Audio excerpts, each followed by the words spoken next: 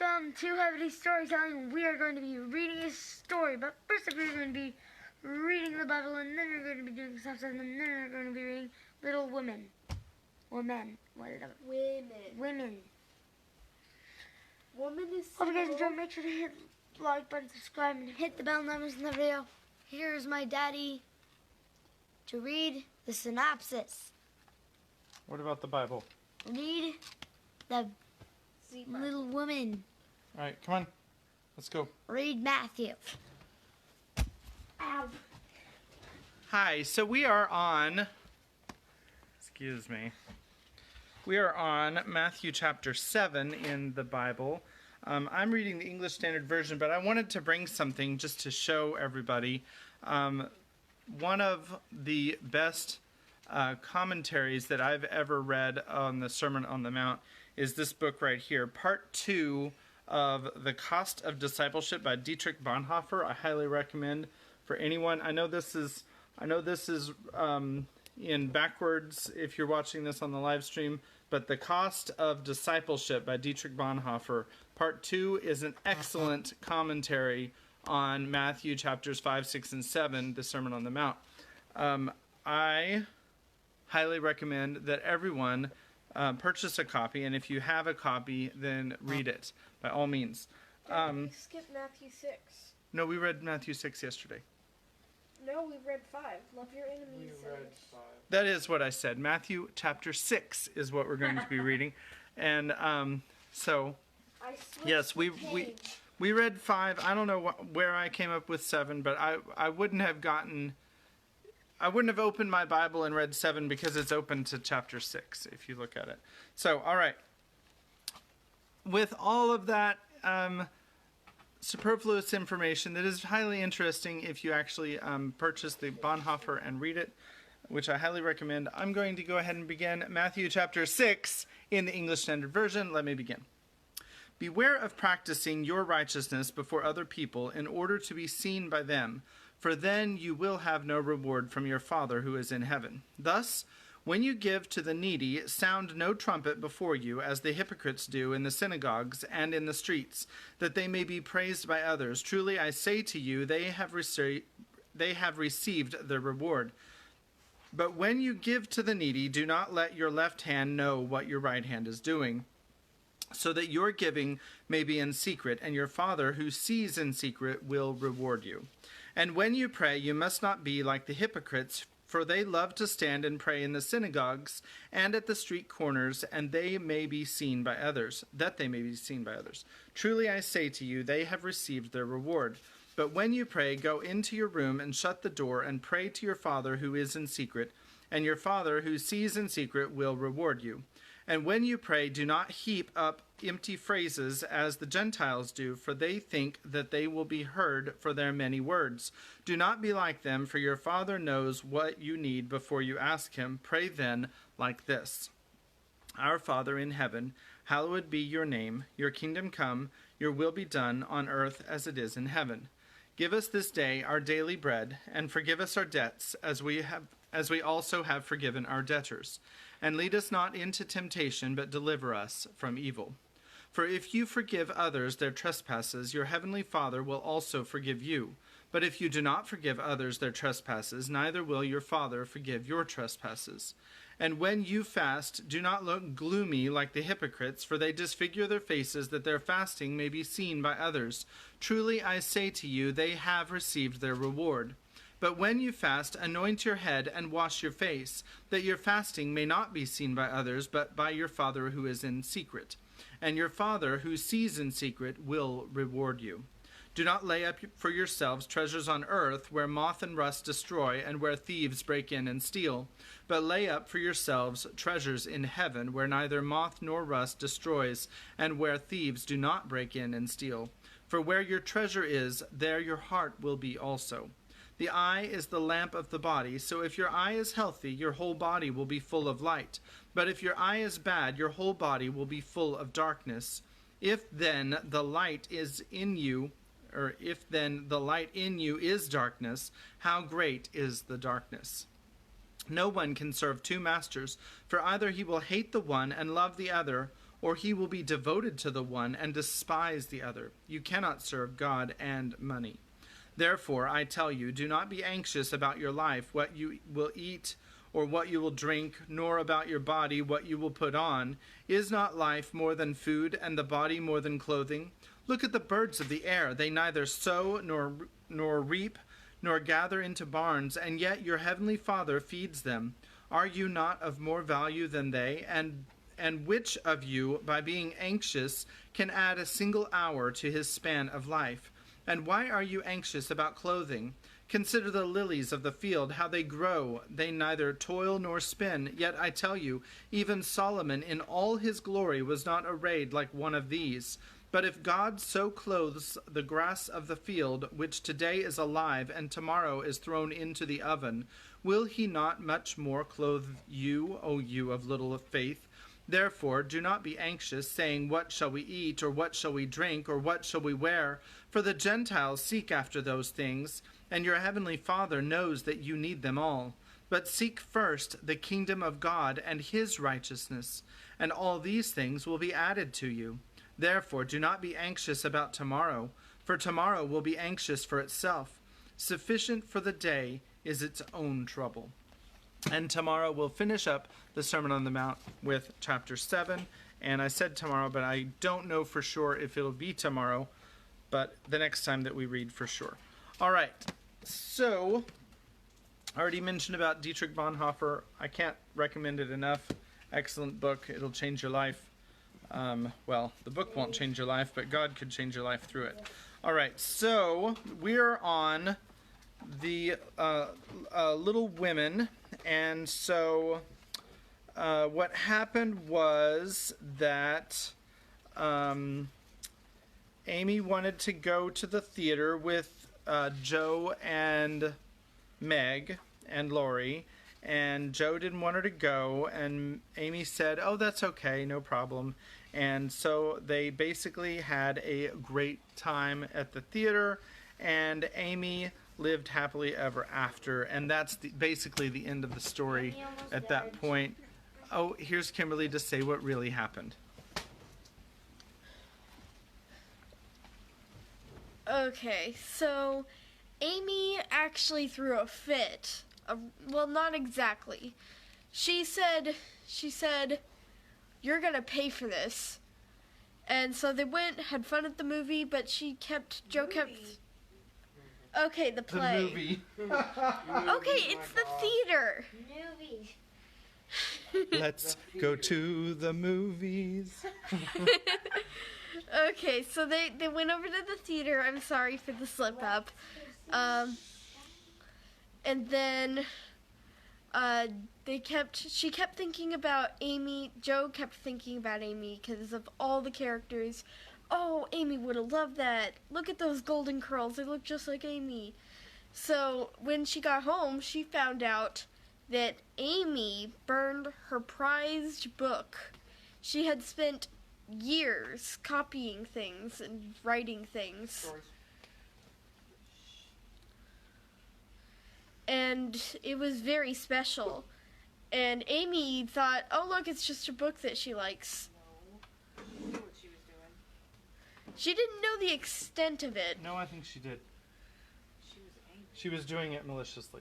Yeah. Well, she eventually was sorry for what she did, and she tried to make up. So she went over with her and Lori? Lori? Yeah. She went, and they were going skating on a lake. And, The river. okay, on a... Can everybody stop laughing at me?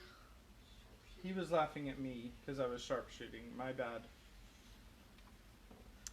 Well, and then what happened was she fell through the ice because Joe didn't want to help her.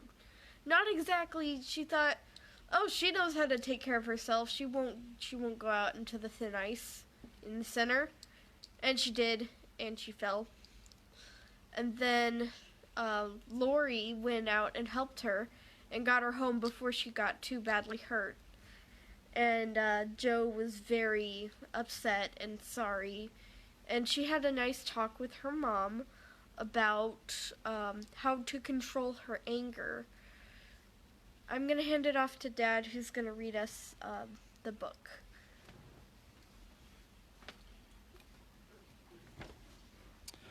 Okay, so this chapter is probably the only chapter we'll get to today because I looked at it and it is a little bit long. So I thought that Vanity Fair was a magazine, but apparently it's not. So apparently in the book, The Pilgrim's Progress, there is a town known as Vanity that hosts a fair. And at this fair you can purchase all kinds of things that make you, that are supposed to make you happy. So that fuel your vanity, kind of thing. All right. So the next chapter, chapter 9, is Meg Goes to Vanity Fair, and this is not. She didn't go to the magazine headquarters. She went to Vanity Fair, and we're gonna have to read. I love Joe's talk with Marmee. Yeah, that was excellent. We will have to read Pilgrim's Progress in the next 6 to 12 months. We'll see when we get to start on that one. All right, so this is chapter 9. Meg Goes to Vanity Fair. I do think it was the most fortunate thing in the world that these children should have the measles just now, said Meg one April day, as she stood packing the Go Abroadly trunk in her room, surrounded by her sisters. And so nice of Annie Moffat not to forget her promise. A whole fortnight of fun will be regularly splendid, replied Jo, looking like a windmill as she folded skirts with her long arms. And such lovely weather, I'm so glad of that, added Beth, tidily sorting neck and hair ribbons in her best box, lent for the great occasion. I wish I was going to have a fun time and wear all these nice things, said Amy, with her mouth full of pins, as she artistically replenished her sister's cushion. I wish you were all going, but as you can't, I shall keep my adventures to tell you when I come back. I'm sure it's the least I can do when you have been so kind, lending me things and helping me get ready, said Meg, glancing around the room at the very simple outfit, which seemed nearly perfect in their eyes. What did Mother give you out of the treasure box? Asked Amy, who had not been present at the opening of a certain cedar chest in which Mrs. March kept a few relics of past splendor as gifts for her girls when the proper time came. A pair of silk stockings, that pretty carved fan, and a lovely blue sash. I wanted the violet silk, but there isn't time to make it over, so I must be contented with my old tarlatan.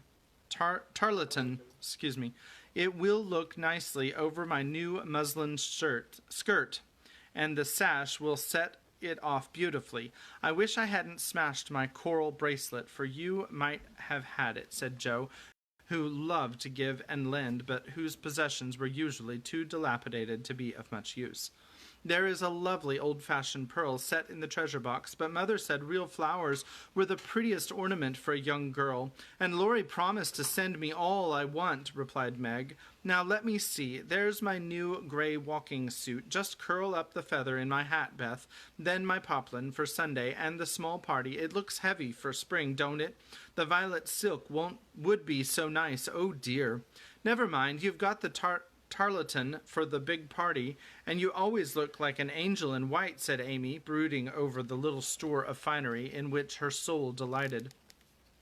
It isn't low-necked, and it don't sweep enough, but it will have to do. My blue house dress looks so well turned and freshly trimmed that I feel as if I'd got a new one. My silk sack isn't a bit the fashion, and my bonnet don't look like Sally's. I didn't like to say anything, but I was dreadfully disappointed in my umbrella.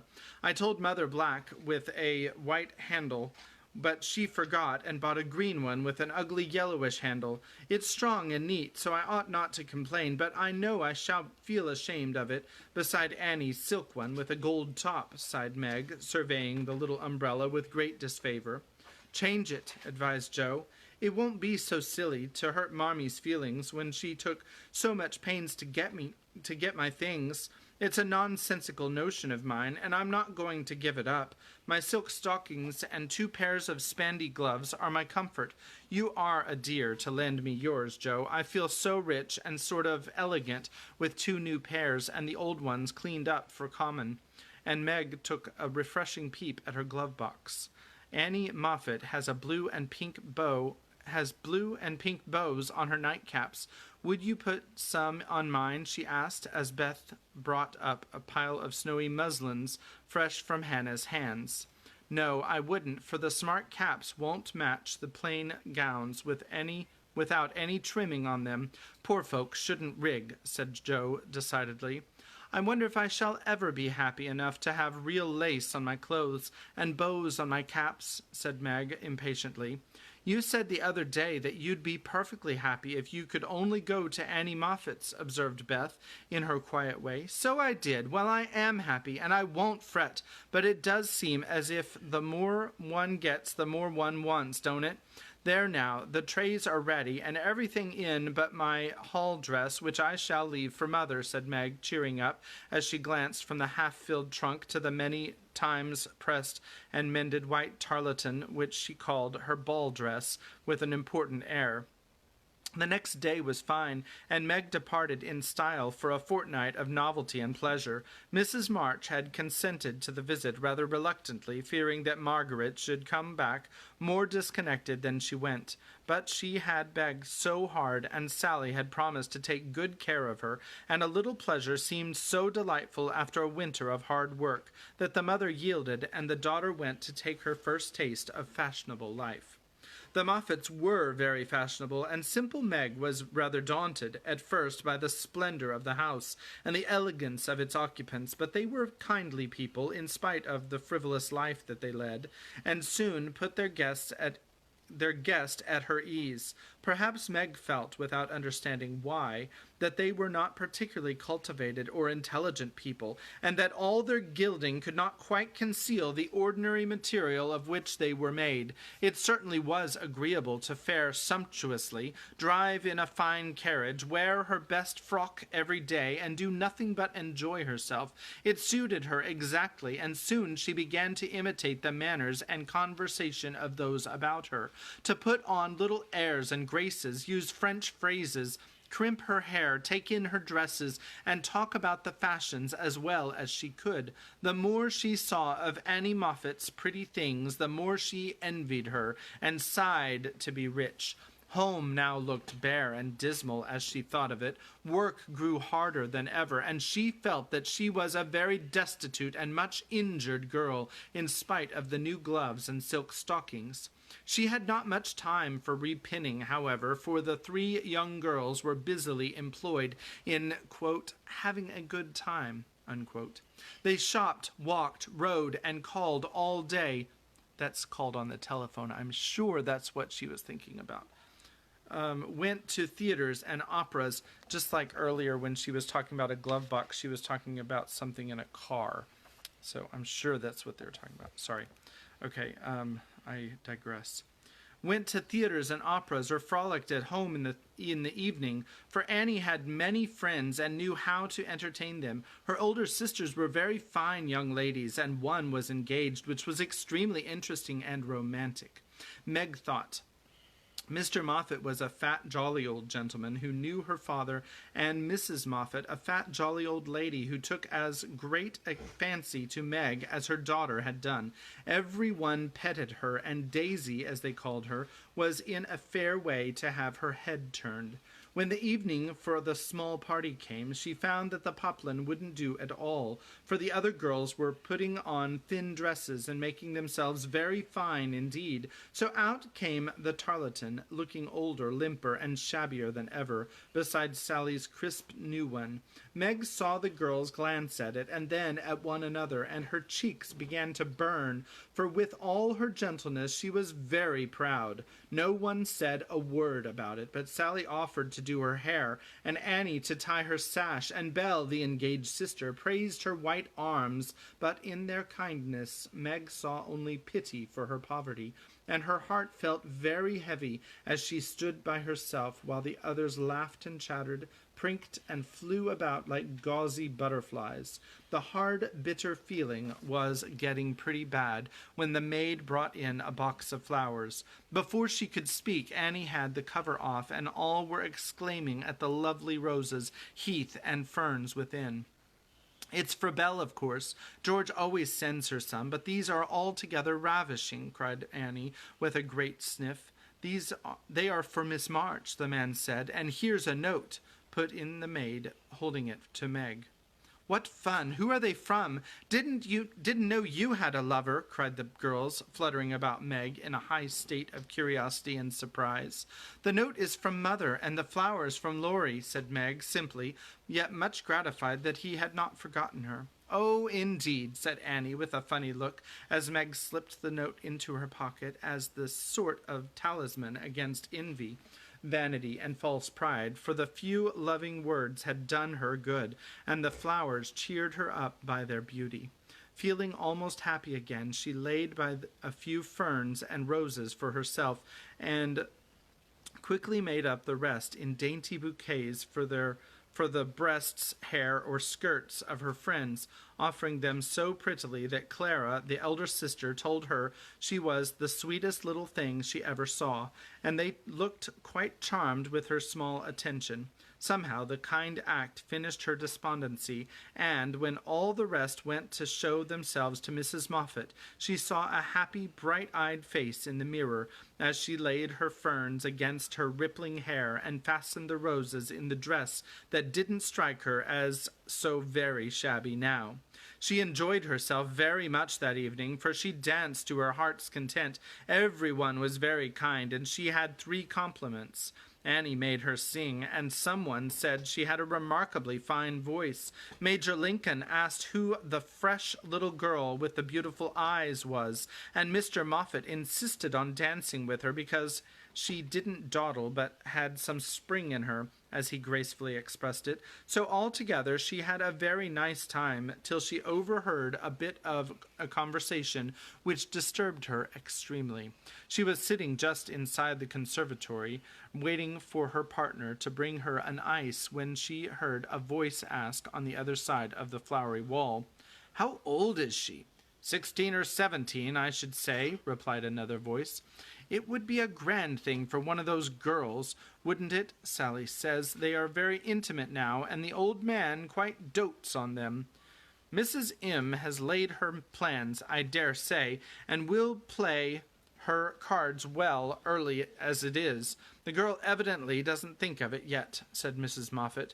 "She told that fib about her mamma as if she did know, and colored up when the flowers came quite prettily. Poor thing, she'd be so nice if she was only got up in style.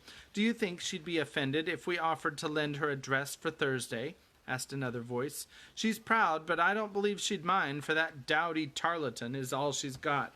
She may tear it tonight, and that will be a good excuse for offering a decent one. We'll see. I shall ask that Lawrence as a compliment to her, and we'll have fun about it afterward." Here Meg's partner appeared, to find her looking much flushed and rather agitated. She was proud, and her pride was useful just then, for it helped her hide her mortification, anger, and disgust at which she had just heard, for innocent and unsuspicious as she was. She could not help understanding the gossip of her friends. She tried to forget it, but could not, and kept repeating to herself, "Mrs. M. has her plans," that fib about her mamma, and dowdy Tarleton, till she was ready to cry, and rush home to tell her troubles, and ask for advice. As that was impossible, she did her best to seem gay, and being rather excited, she succeeded so well that no one dreamed what an effort she was making. She was very glad when it was all over, and she was quiet in her bed, where she could think and wonder and fume till her head ached, and her hot cheeks were cooled by a few natural tears. Those foolish yet well-meant words had opened a new world to Meg, and much disturbed the peace of the old one, in which, till now, she had lived as happily as a child. Her innocent friendship with Laurie was spoilt by the silly speeches she had overheard. Her faith in her mother was a little shaken by the worldly plans attributed to her by Mrs. Moffat, who judged others by herself, and the sensible resolution to be contented with the simple wardrobe which suited a poor man's daughter was weakened by the unnecessary pity of girls who thought a shabby dress one of the greatest calamities under heaven. Poor Meg had a restless night, and got up heavy-eyed, unhappy, half resentful toward her friends, and half ashamed of herself for not speaking out frankly and setting everything right. Everybody dawdled that morning, and it was noon before the girls found energy enough even to take up their worsted work. Something in the manner of her friends struck Meg at once. They treated her with more respect, she thought, took quite a tender interest in what she said, and looked at her with eyes that plainly betrayed curiosity. All this surprised and flattered her, though she did not understand it, till Miss Bell looked up from her writing and said with a sentimental air, "Daisy, dear, I've sent an invitation to your friend Mr. Lawrence for Thursday. We should like to know him, and it's only a proper compliment to you." Meg colored, but a mischievous fancy to tease the girls made her reply demurely, "You're very kind, but I'm afraid he won't come." "Why not, chérie?" asked Miss Bell. "He's too old." "My child, what do you mean? What is his age, I beg to know?" cried Miss Clara. "Nearly 70, I believe," answered Meg, counting stitches to hide the merriment in her eyes. "You sly creature, of course we meant the young man," exclaimed Miss Bell, laughing. "There isn't any. Laurie is only a little boy," said Meg. All right. And, I'm sure it says, and Meg laughed also at the queer look which the sisters exchanged as she thus described her supposed lover. "About your age," Nan said. "Nearer my sister Joe's. I am 17 in August," returned Meg, tossing her head. "It's very nice of him to send you flowers, isn't it?" said Annie, looking wise about nothing. "Yes, he often does to all of us, for their house is full, and we are so fond of them. My mother and old Mr. Lawrence are friends, you know, so it is quite natural that we children should play together." And Meg hoped they would say no more. "It's evident Daisy isn't out yet," said Miss Clara to Belle with a nod. "Quite a pastoral state of innocence all round," returned Miss Bell with a shrug. "I'm going out to get some little matters for my girls. Can I do anything for you, young ladies?" asked Mrs. Moffat, lumbering in like an elephant in silk and lace. "No, thank you, ma'am," replied Sally. "I've got my new pink silk for Thursday, and I don't want a thing." "Nor I," began Meg, but stopped because it occurred to her that she did want several things and could not have them. "What shall you wear?" asked Sally. "My old white one again, if I can mend it fit to be seen. It got sadly torn last night," said Meg, trying to speak quite easily, but feeling very uncomfortable. "Why don't you send home for another?" said Sally, who was not an observing young lady. "I haven't got another." It cost Meg an effort to say that, but Sally did not see it, and exclaimed in amiable surprise, "Oh, that? How funny!" She did not finish her speech, for Belle shook her head at her and broke in, saying kindly, "Not at all. Where is the use of having a lot of dresses when she isn't out? There's no need of sending home, Daisy, even if you had a dozen, for I've got a sweet blue silk laid away, which I've outgrown, and you shall wear it to please me, won't you, dear?" "You are very kind, but I don't mind my old dress, if you don't. It does well enough for a little girl like me," said Meg. "Now do let me please myself by dressing you up in style. I admire to do it, and you'd be a regular little beauty with a touch here and there.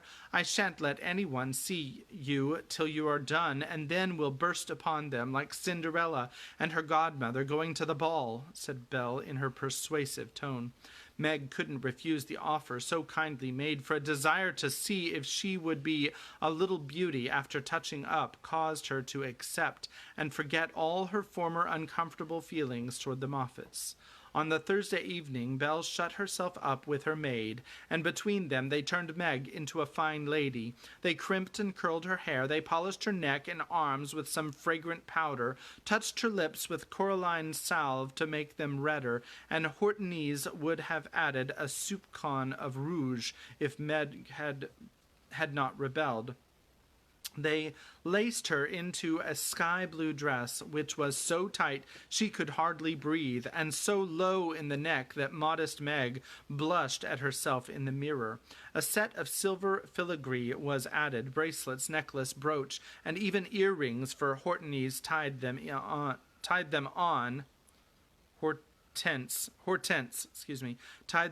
with a bit of pink silk, which did not show. A cluster of tea rosebuds at the bosom and a ruche concealed Meg to the display of her pretty white shoulders, and a pair of high-heeled blue silk boots satisfied the last wish of her heart. A laced handkerchief, a plumy fan, and a bouquet in a silver holder finished her off, and Miss Belle surveyed her with the satisfaction of a little girl with a newly dressed doll. "Mademoiselle is charmante, très jolie, is she not?" cried Hortense, clasping her hands in an affected rapture. "Come and show yourself," said Miss Belle, leading the way to the room where the others were waiting. As Meg went rustling after, with her long skirts trailing, her earrings tinkling, her curls waving, and her heart beating, she felt as if her fun had really begun at last, for the mirror had plainly told her that she was a little beauty. Her friends repeated the pleasing phrase enthusiastically, and for several minutes she stood like the jackdaw in the fable, enjoying her borrowed plumes, while the rest chattered like a party of magpies. "While I dress, do you drill her, Nan, in the management of her skirt and those French heels, or she will trip herself up.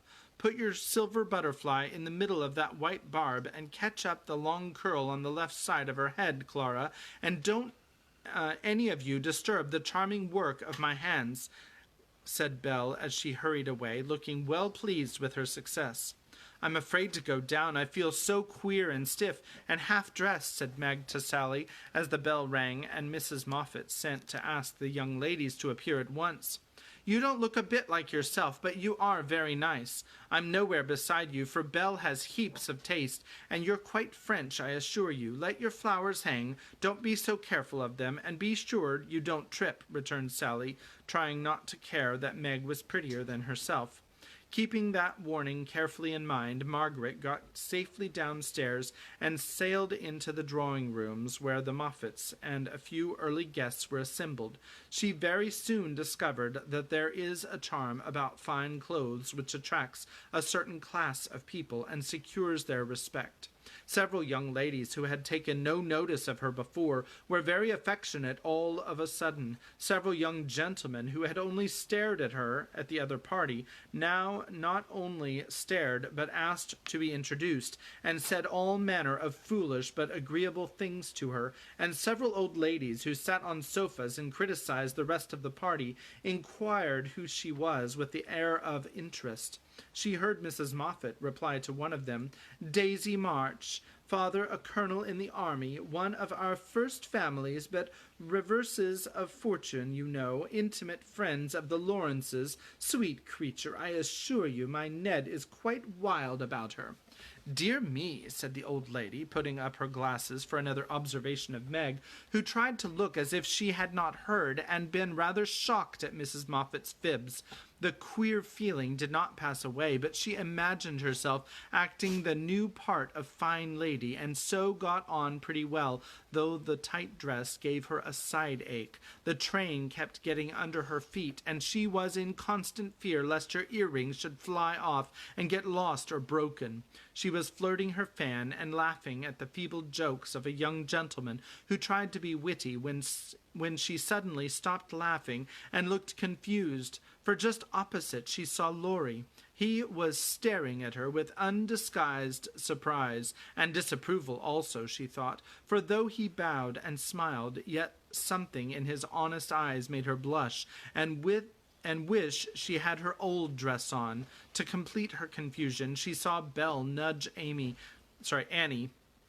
and both glanced from her to Laurie, who, she was happy to see, looked unusually boyish and shy. Silly creatures to put such thoughts into my head. I won't care for it, or let it change me a bit, thought Meg, and rustled across the room to shake hands with her friend. I'm glad you came, for I was afraid you wouldn't, she said with her most grown-up air. Joe wanted me to come and tell her how you looked, so I did, answered Laurie, without turning his eyes upon her, though he half smiled at her maternal tone. What shall you tell her? Asked Meg, full of curiosity to know his opinion of her, yet feeling ill at ease with him for the first time. I shall say I didn't know you, for you look so grown up and unlike yourself, I'm quite afraid of you, he said, fumbling at his glove button. How absurd of you. The girls dressed me up for fun, and I rather like it. Wouldn't Joe stare if she saw me, said Meg, bent on making him say whether he thought her improved or not. Yes, I think she would, returned Laurie gravely. Don't you like me so? Asked Meg. No, I don't, was the blunt reply. Why not? In an anxious tone.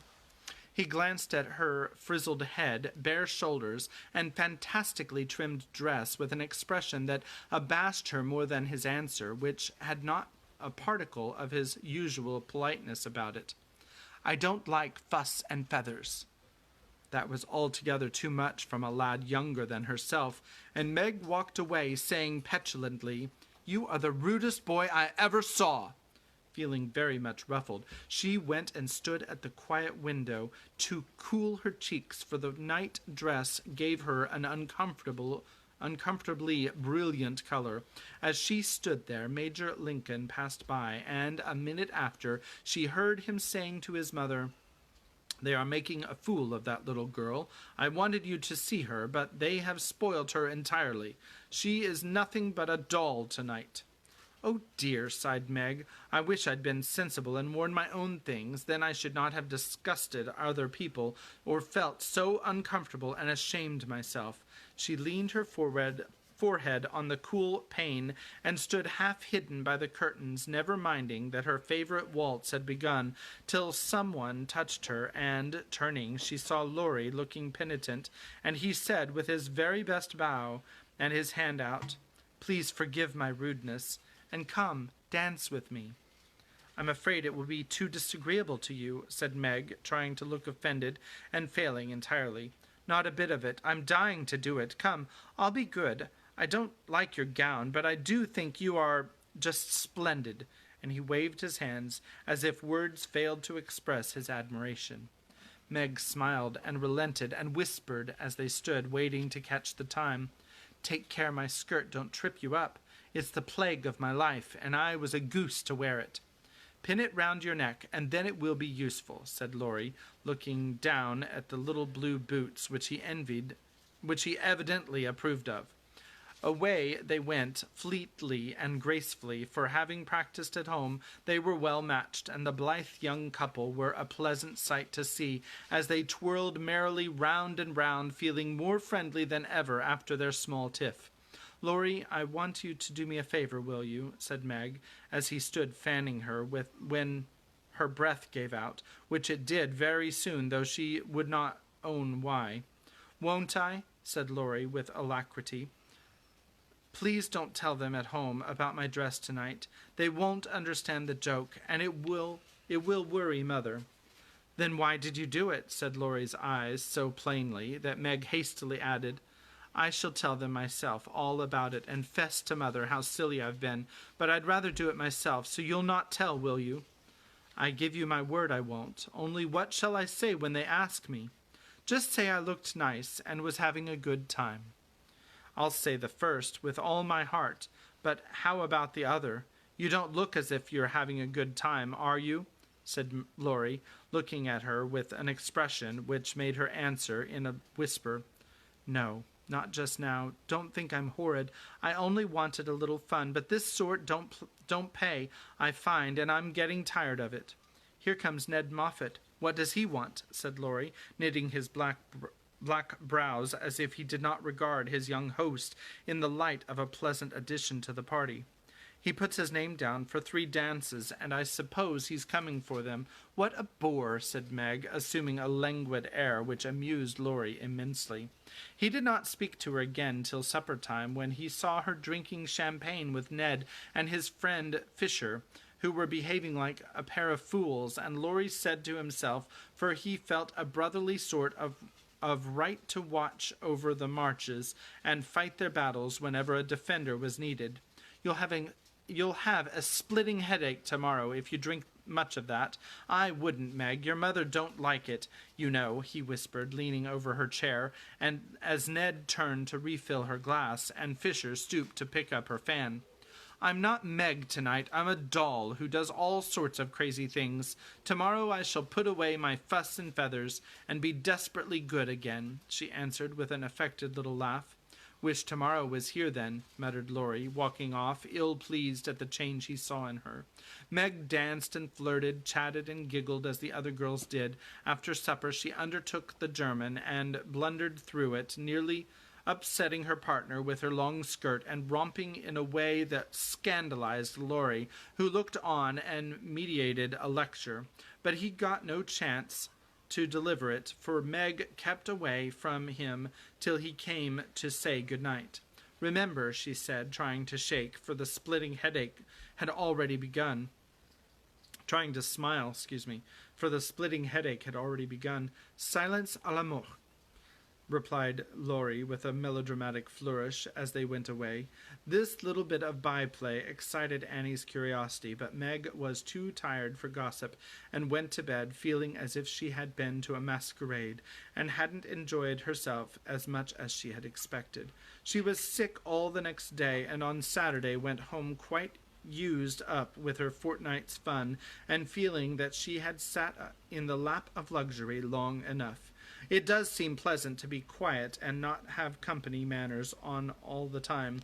Home is a nice place, though it isn't splendid, said Meg, looking about her with a restful expression as she sat with her mother and Joe on the Sunday evening. I'm glad to hear you say so, dear, for I was afraid home would seem dull and poor to you after your fine quarters, replied her mother, who had given her many anxious looks that day, for motherly eyes are quick to see any change in children's faces. Meg had told her adventures gaily, and said over and over what a charming time she'd had, but something still seemed to weigh upon her spirits, and when the younger girls were gone to bed, she sat thoughtfully staring at the fire, saying little and looking worried. As the clock struck 9, and Joe proposed bed, Meg suddenly left her chair and, taking Beth's stool, leaned her elbows on the mother's knee, saying bravely, Marmee, I want to fess. I thought so. What is it, dear?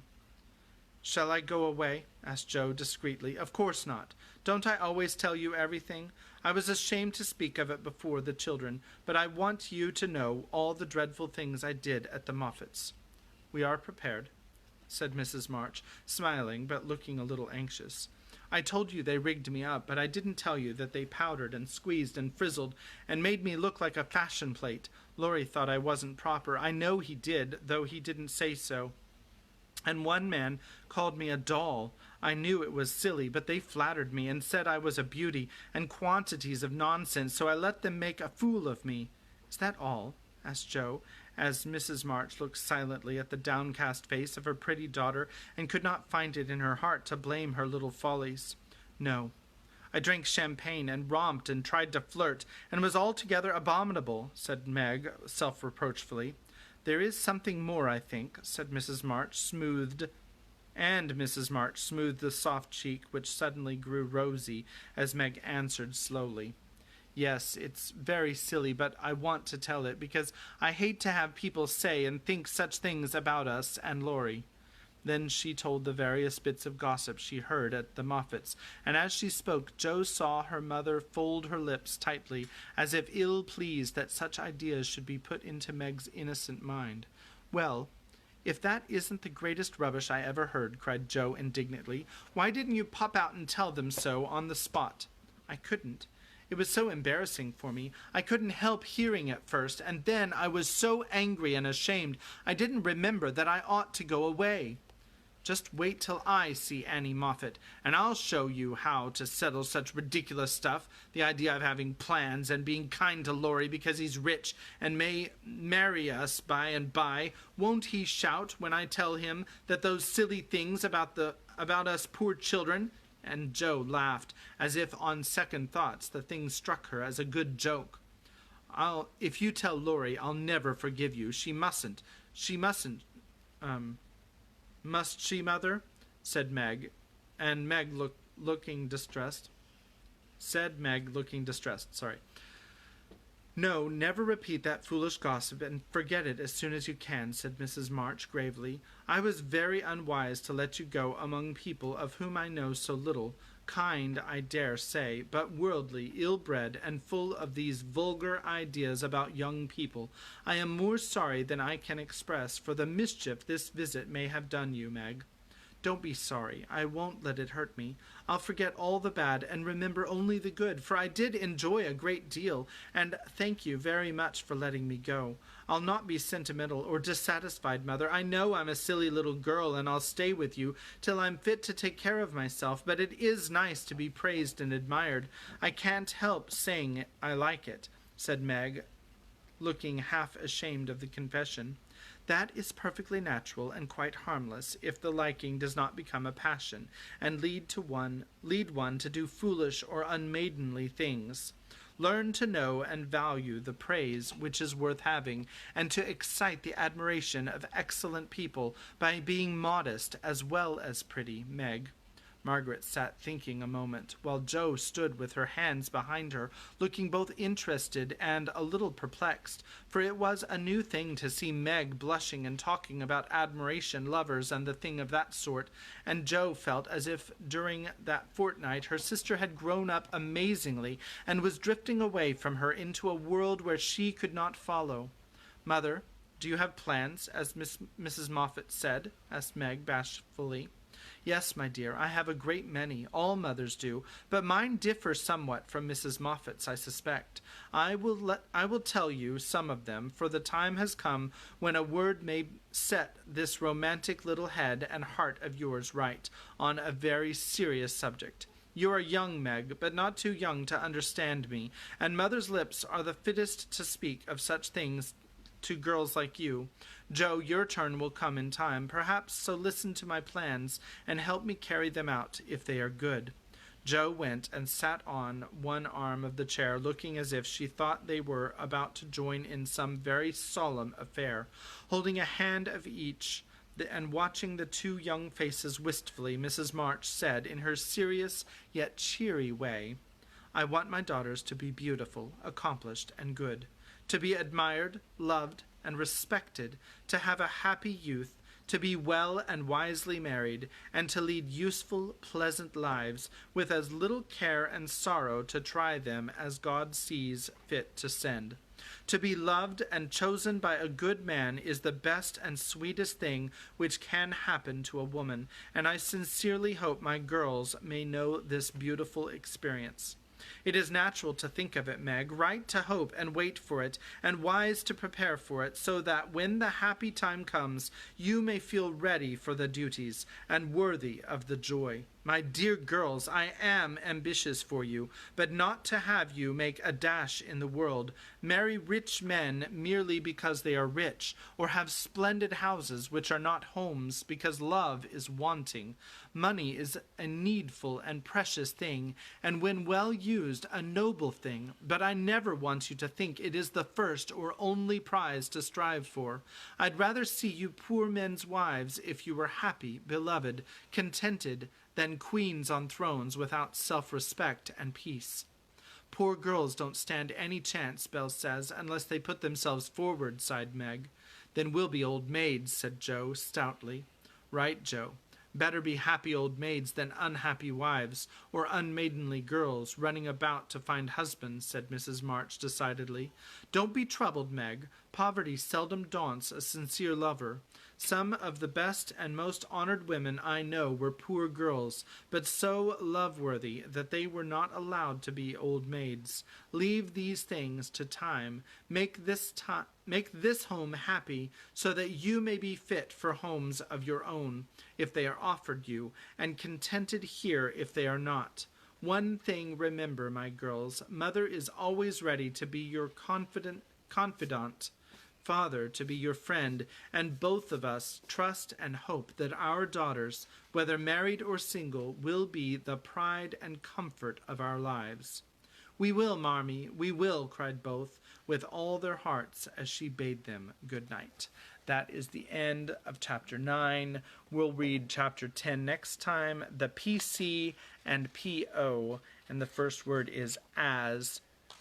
So let me go back through some of these pictures. Here she is at the party.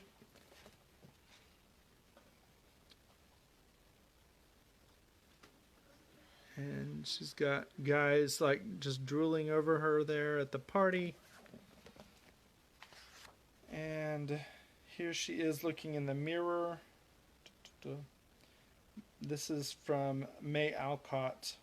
Seems to have a particular trouble with this first edition illustration.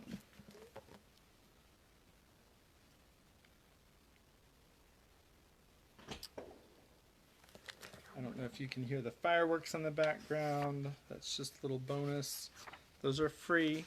The sound effects are free. This is a fan. The Alcott women counted this fan among their modest personal finery. Souvenir from particular soirée. This fan bears the signatures of many of the evening's attendees. Signature L.M. Alcott can be seen a few folds from the right. There it is. And that is all the pictures that we had in this chapter. So I hope that you're enjoying the story. And next time we'll be back with the PC and PO, Chapter 10 of Louisa May Alcott's Little Women, Part 1. God bless you. Have a super night, and we'll see you next time. God bless.